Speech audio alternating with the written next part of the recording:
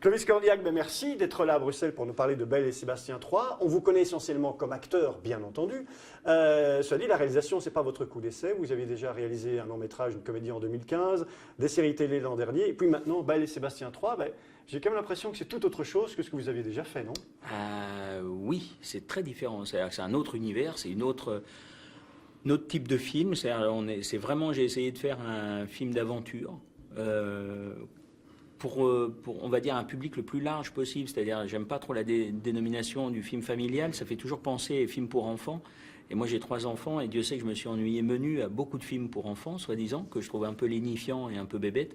Et j'aimais bien l'idée de faire un film d'aventure, c'est-à-dire plus lié à une littérature du type Jack London ou des choses comme ça, c'est-à-dire qui mélange l'humain, l'animal, la nature, avec des parcours initiatiques comme ça à l'intérieur. Donc, c'est ce que j'ai essayé de faire. Il semblerait, voilà, en tout cas en France, là, depuis un mois à peu près, je présente le film un peu partout.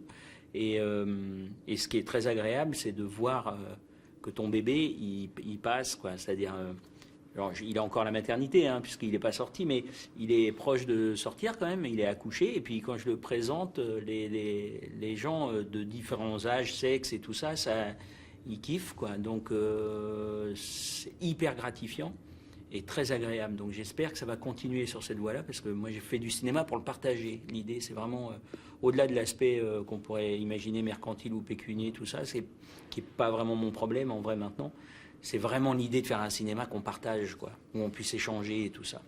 Est-ce que vous aviez des souvenirs personnels des histoires de Cécile Aubry, de Belle et Sébastien, en télé ou dans les romans qu'elle en a tirés? Très peu, en fait. Alors même si, alors moi je suis la génération d'après, je suis voilà cinquantenaire. C'est ceux un peu plus âgés que moi, c'est-à-dire ceux, parce que ça a été diffusé en 65 la première fois, mais en revanche, j'ai été sur les rediffusions des années 70, et j'étais pas fan, c'est-à-dire que j'étais plutôt un petit garçon attiré par les Brigades du Tigre et les trucs un peu policiers, que par ce côté un peu magique, mignon, de Mehdi et tout ça. Mais en revanche, je pense que ça fait partie d'un patrimoine culturel réel. C'est-à-dire, je connaissais la chanson, enfin pas par cœur, mais la musique, j'ai dû voir 2-3 épisodes gamin.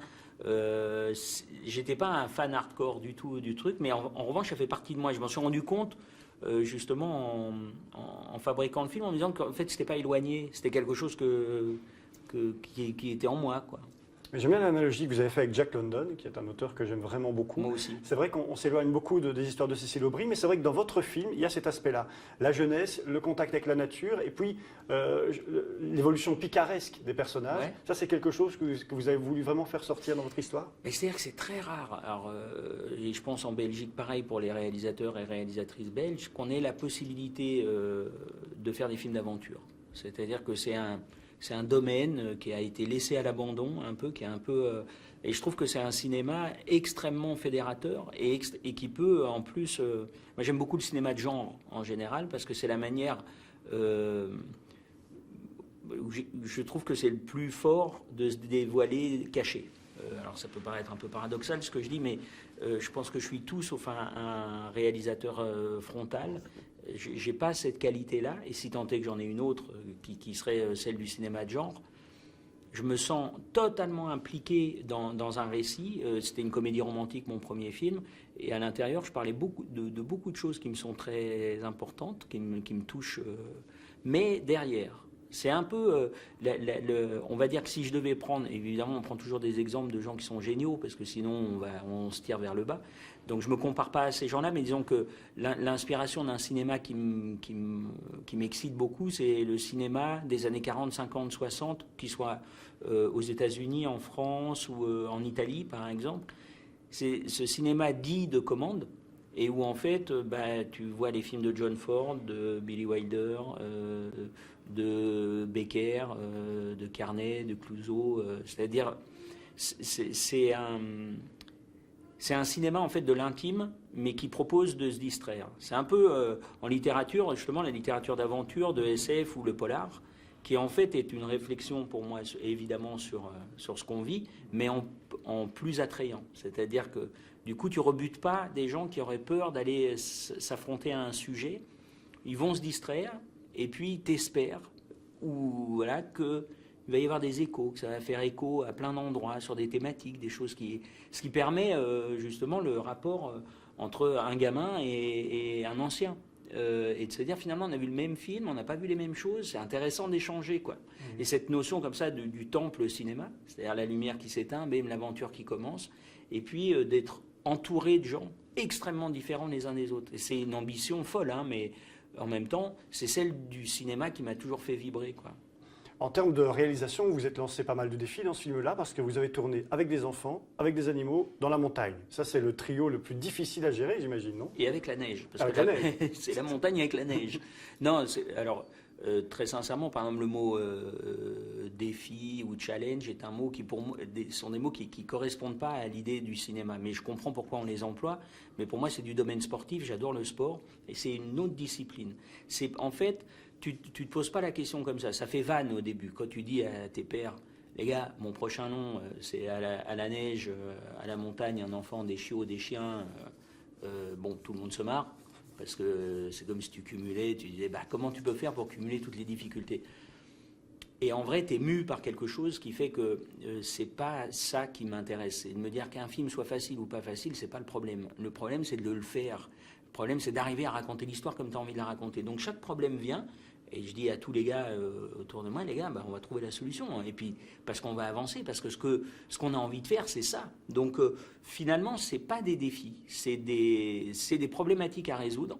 Et à partir du moment où ça a du sens, alors on fait un corps, quoi. C'est-à-dire qu'on est prêt à mourir les uns pour les autres parce que tout le monde sait pourquoi il le fait. C'est pas, voilà, bon, bah, les gars, aujourd'hui...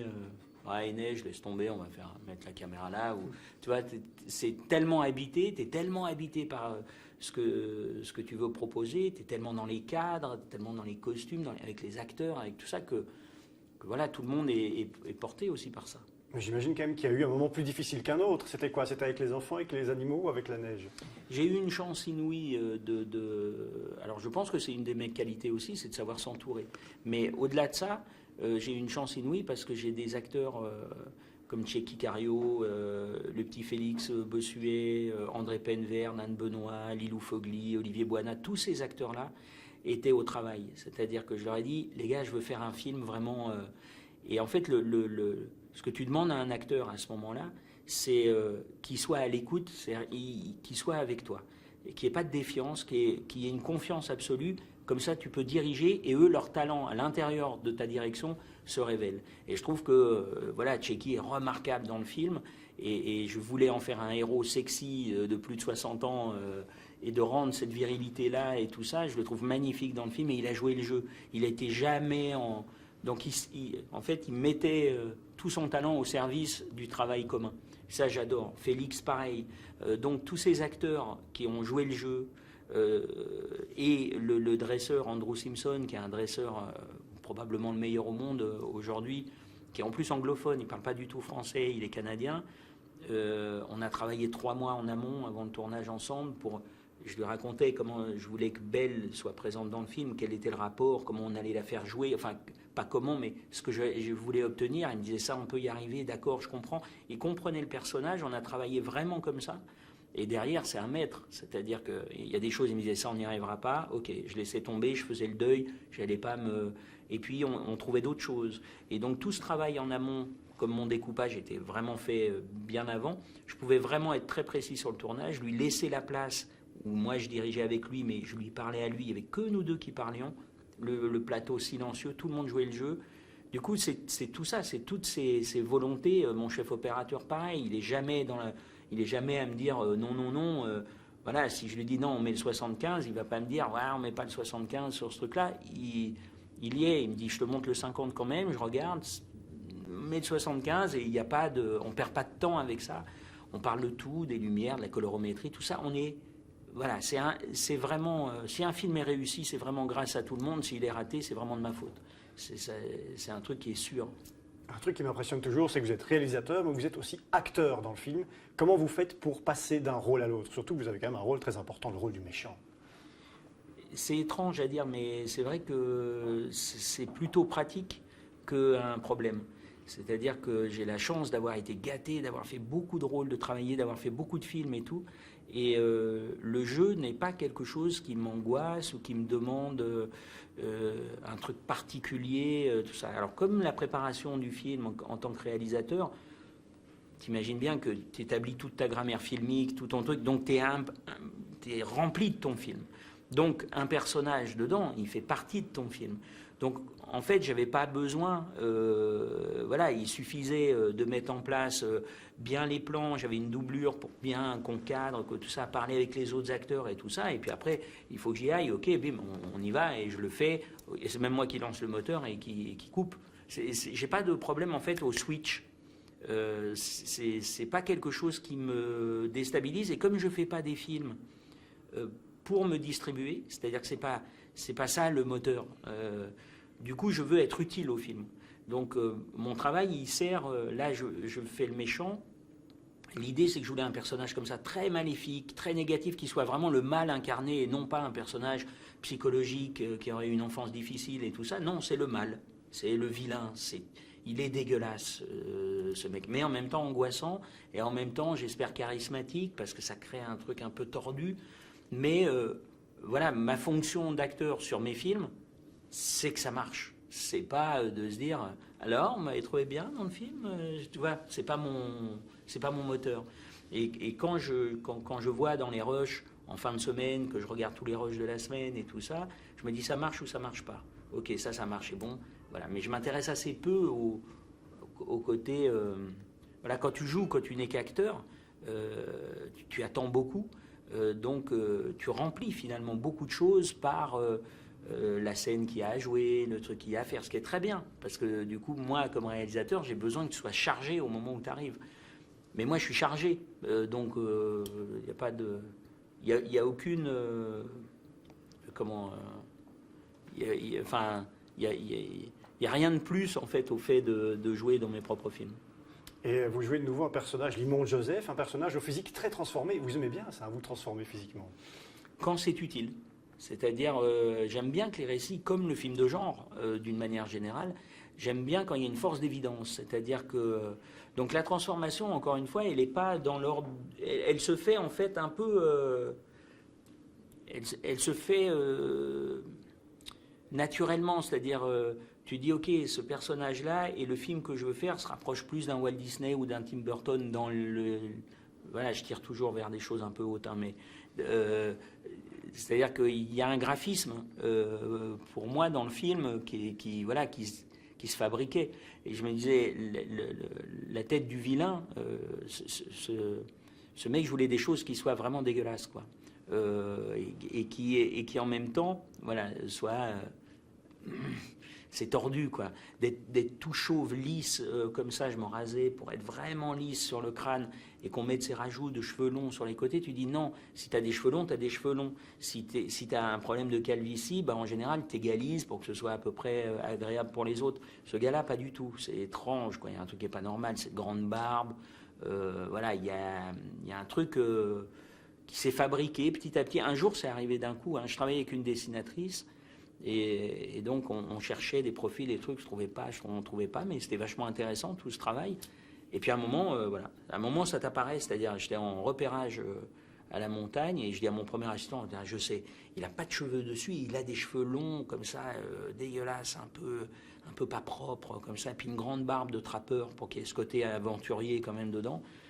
Et puis le chapeau est arrivé après parce qu'un jour, et c'est des...